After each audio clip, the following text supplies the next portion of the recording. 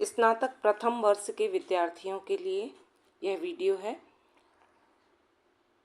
भाषा एवं संस्कृति के अगले चैप्टर को इसके अंतर्गत हम पढ़ते हैं। चैप्टर का नाम है प्रेमचंद शतरंज के खिलाड़ी। जिसके अंतर्गत हमें पढ़ना है मुंशी प्रेमचंद का जीवन परिचय। साथ ही हम पढ़ेंगे मुंशी प्रेमचंद द्वारा रचित उनकी रचनाएं पढ़ेंगे, उनके द्वारा लिखी गई कहानियाँ एवं उपन्यास, नाटकों के नाम आदि पढ़ेंगे। साथ ही हम शतरंज के खिलाड़ी कहानी का सारांश और सारांश के साथ ही हम वस्तुनिष्ठ प्रश्नों पर चर्चा करेंगे। वे प्रश्न जो प्रश्न पत्र में पूछे जा सकते हैं। तो आइए हम पढ़ते हैं प्रेमचंद का जीवन परिचय। मुंशी प्रेमचंद का जन्म 1880 वाराणसी के पास स्थित लम्ही में हुआ था। कहाँ हुआ था? लम्ही ग्राम में हुआ था। और लम्ही कहाँ पर स्थित है? बनारस में स्थित है। बनारस जिले के पास स्थित है। कब हुआ जन्म? 31 जुलाई 1880 को हुआ। बचपन में इनका नाम धनपत राय रखा गया था। इनके पिता का नाम अजायब राय और इनकी माँ का नाम था आनंदी देवी। आनंदी देवी एवं अजायब राय की ये तीसरी संतान थे।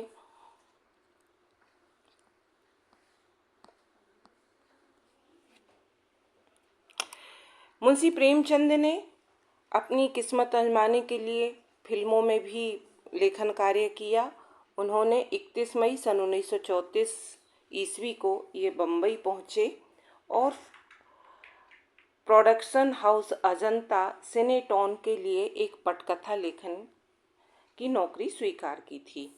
उन्हें ऐसा लगा कि 8,000 रुपये का सालाना वेतन से उनकी वित्तीय समस्याएं दूर हो जाएंगी। उन्होंने फिल्म मजदूर की पटकथा लिखी। यह प्रश्न पूछा जाता है कि प्रेमचंद ने किस फिल्म की पटकथा लिखी? प्रेमचंद ने मजदूर फिल्म की पटकथा लिखी। प्रेमचंद मुंबई छोड़ने के बाद इलाहाबाद में बसना चाहते थे, जहां उनके बेटे श्रीपत राय और अमृत राय पढ़ रहे थे। वहां उन्होंने हंस पत्रिका प्रकाशित करने की योजना बनाई, परंतु वित्तीय स्थिति और अस्वस्थता के कारण हंस पत्रिका को भारतीय साहित्य अकादमी के वकील को सौंपकर बनारस चले गए। प्रेमचंद को 1936 में लखनऊ में प्रगतिशील लेखक संघ के पहले अध्यक्ष के रूप में चुना गया। यह भी महत्वपूर्ण प्रश्न है जो चैप्टर के बीच में से पूछ लिया जाता है कि प्रेमचंद को प्रगतिशील लेखक संघ के अध्यक्ष के रूप में कब चुना गया? तो सन 1936 में लखनऊ में प्रगतिशील लेखक संघ के पहले अध्यक्ष के रूप में उन्हें चुना गया। लेकिन 8 अक्टूबर सन 1936 को कई दिनों की लंबी बीमारी के बाद पद पर रहते हुए इनका निधन हो गया। प्रेमचंद ने गोदान उपन्यास the gift of a cow 1936 में लिखी थी। यह इनकी अंतिम पूर्ण किए गए कार्य था, जो साधारणतया उनके सर्वश्रेष्ठ उपन्यास के रूप में स्वीकार किया जाता है। यहाँ भी उनका अंतिम पूर्ण उपन्यास कौन सा है? गोदान है, जो पूर्णतः ग्राम्य जीवन पर लिखा गया है। कृषक समाज की समस्याओं को लेकर एवं जमींदारी प्रथा आदि पर इसकी विषय वस्तु है। गोदान सर्वश्रेष्ठ हिंदी उपन्यासों में से एक माना जाता है।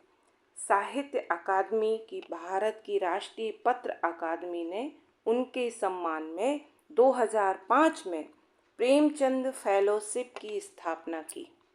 यह फेलोशिप सार्क देशों की संस्कृति के क्षेत्र में प्रतिष्ठित व्यक्तियों को दिया जाता है। यह भी महत्वपूर्ण प्रश्न के रूप में है कि प्रेमचंद के नाम पर साहित्य अकादमी ने कौन सी फेलोशिप की स्थापना की? तो 2005 में प्रेमचंद फेलोशिप की स्थापना की। यह किन्हें दिया जाता है? यह सार्क देशों के संस्कृति के क्षेत्र में प्रतिष्ठित व्यक्तियों को दिया जाता है। आइए अब हम पढ़ते हैं प्रेमचंद की रचनाएं कि प्रेमचंद ने कौन कौन सी महत्वपूर्ण रचनाएं की जिन्हें हम आज भी याद करते हैं। विभिन्न साहित्य रूपों में मुंशी प्रेमचंद की रचना दृष्टि प्रवृत्त हुई। वे बहुमुखी प्रतिभा के धनी थे। प्रेमचंद ने उपन्यास, कहानी, नाटक, समीक्षा, लेख, संपादकीय, संस्मरण आदि अनेक विधाओं में साहित्य की सृष्टि की। अर्थात उन्होंने गद्य की अनेक विधाओं पर अपनी लेखनी चलाई, लेकिन मुख्य रूप से उन्हें ख्याति किस रूप में प्राप्त हुई? एक कथाकार के रूप में प्राप्त हुई। क्यों प्राप्त हुई? क्योंकि उन्होंने ऐसी विषय वस्तु को उठाया जो यथार्थ से बहुत नज़दीक थी। यह वह समय था जब उपन्यास एवं कहानियाँ, काल्पनिक कहानियाँ लिखी जा रही थीं, काल्पनिक उपन्यास लिखे जा रहे थे, लेकिन प्रेमचंद लेखन के क्षेत्र में एक बहुत बड़ा बदलाव लेकर आए। उन्होंने यथार्थवादी दृष्टिकोण को अपनाते हुए ग्राम्य जीवन, मध्यम वर्गीय जीवन एवं विभिन्न सामाजिक समस्याओं, व्यक्तिगत समस्याओं पर अपनी कलम चलाई। इन्होंने कुल 15 उपन्यास, 300 से कुछ अधिक कहानियाँ, 3 नाटक, 10 अनुवाद एवं 7 बाल पुस्तकें एवं हजारों पृष्ठों के लेख, संपादकीय, भाषण, भूमिका पत्र आदि की रचना की। मंगलसूत्र उनकी एक अपूर्ण अधूरी रचना है।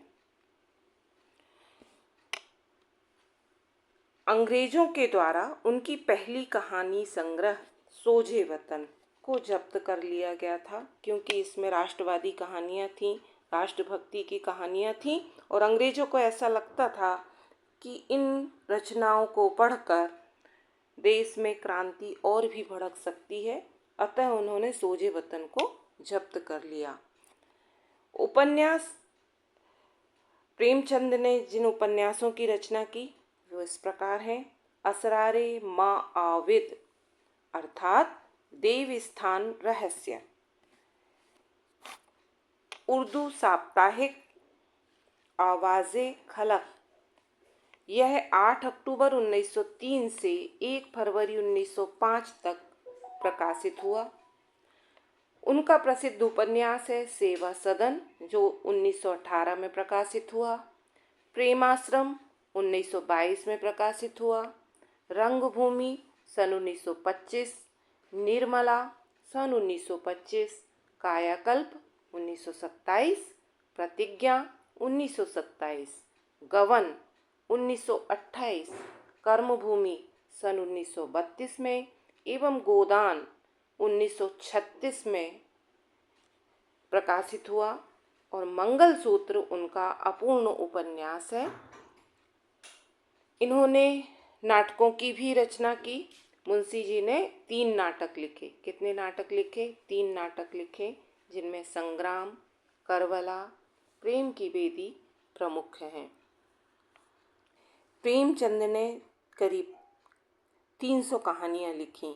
इनमें उनकी प्रमुख कहानियाँ हैं 2 बैल की कथा, इस्तीफा, ईदगाह, आप सभी ने पढ़ी होगी।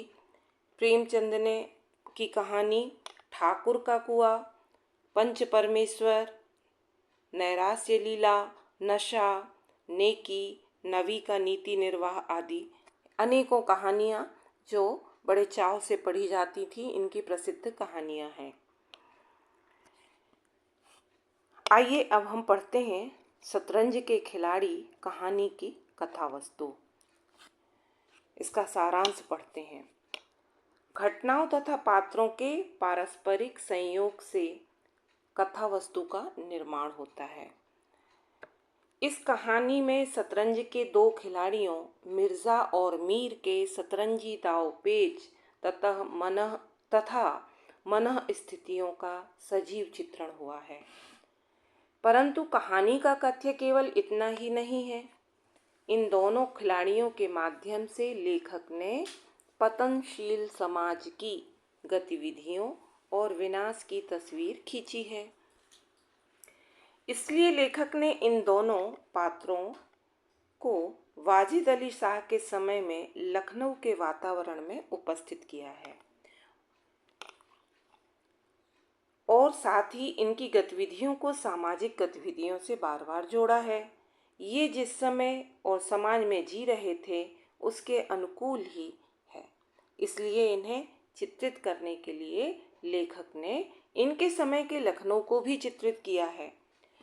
जब ये शतरंज खेल रहे होते हैं तब इनकी चालों के साथ साथ समाज और राजनीति में घटित घटनाओं को भी लेखक द्वारा दिखाया गया, जैसे लखनऊ में कंपनी के सिपाहियों का आना और वाजिद अली शाह को गिरफ्तार कर लेना।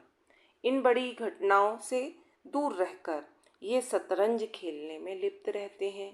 यह क्रिया शतरंज के खिलाड़ियों की सहज निष्क्रियता को सूचित करती है, साथ ही साथ उस समय के समाज की संपूर्ण पतनशील मानसिकता को भी घोषित करती है।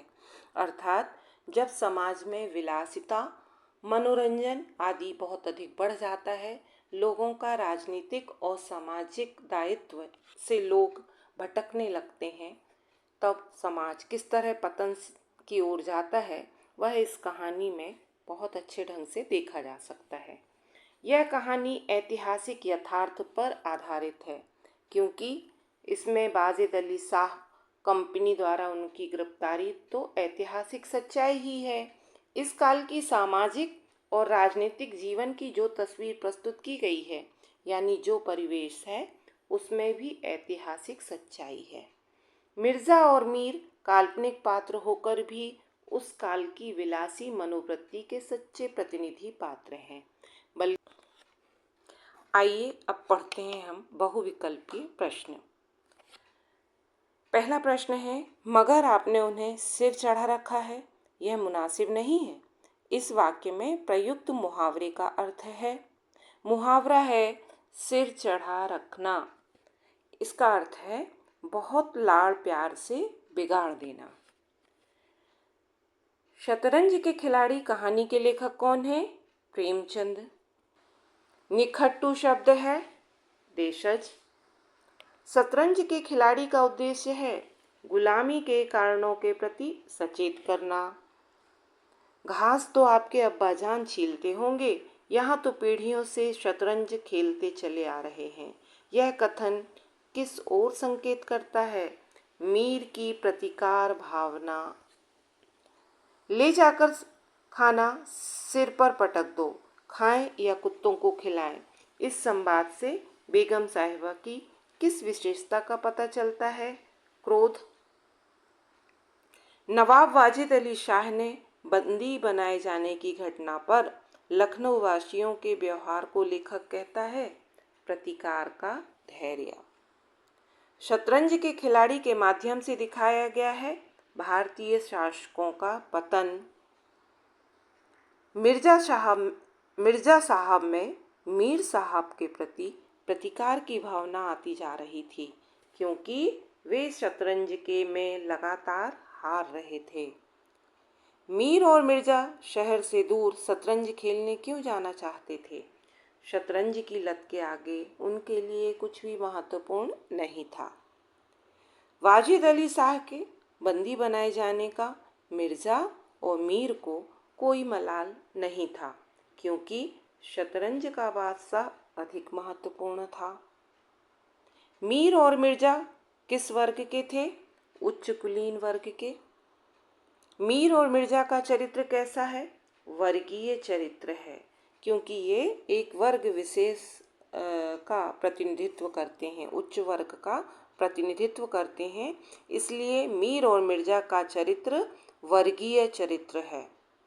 शतरंज का खेल उनकी किस प्रवृत्ति को बताता है? विलासी प्रवृत्ति को। मिर्जा की पत्नी शतरंज के खेल का विरोध क्यों करती है? वह अपने पति का साहचर्य चाहती है, उनका साथ चाहती है। मीर साहब के पास घुड़सवार को किसने भेजा? मीर साहब की बेगम ने। शतरंज के खिलाड़ी कहानी में किसके समय के लखनऊ के विलासी जीवन का परिवेश चित्रित किया गया है? वाजिद अली शाह के।